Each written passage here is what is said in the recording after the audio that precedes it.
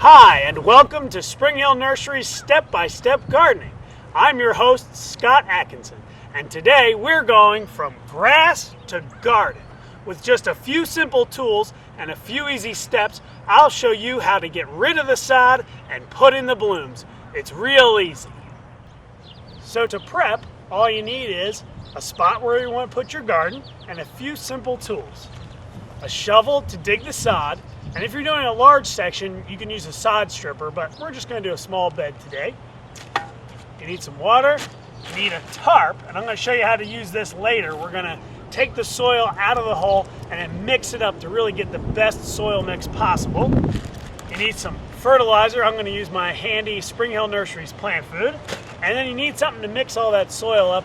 I like to use a garden hoe, you can use a rake, whatever. All right, let's look at the site. So the process is simple, and you can use this for a large space or a small space. Today, we're just going to do a small space. I'm going to plant a nice strip here of flowers, a border, just along this edging here to my garden path. What I'm going to do is I'm going to get rid of the topsoil, and then I'm going to use a process called double digging. I'll show you how to do that, and we're going to get the best soil mix by using that method. So the first thing we're going to do is get rid of the sod. Now, you can take this and you can either throw it in the compost pile or you can use it to patch up other parts of your lawn. That's what I do. It's a real nice filler. It's got good root system here. Now I'm using a pointed shovel right now, but to clean up the edges of your border, you should end up using a flat shovel to get a nice straight edge.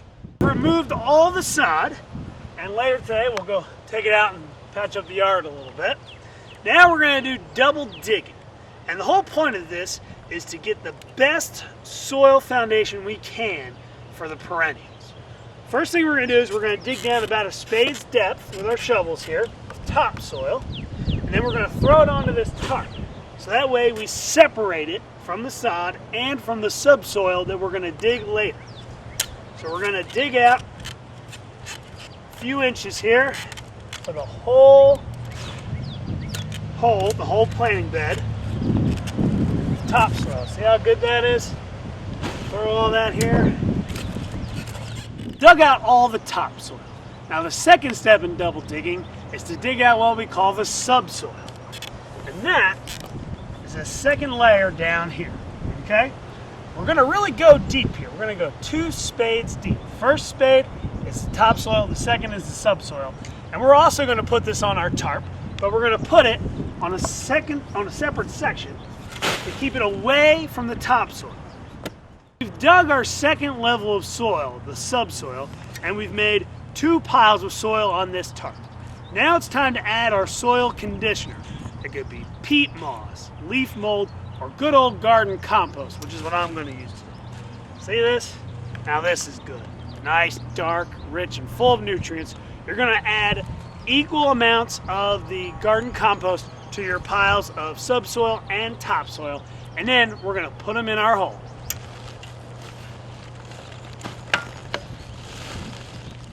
I've mixed the compost evenly into my levels of soil and put in some fertilizer, and now it's time to fill the hole. The key to double digging is putting the topsoil in first. That's going to allow your bed to really have a great foundation. So what I'm doing now is putting in the subsoil. All the topsoil went in, and now the subsoil. So we've gone from grass to garden in just a few easy steps. Now we have this nice, great soil that's going to give our perennials a great start. For Spring Hill Nurseries, I'm Scott Atkinson with Step by Step Gardening.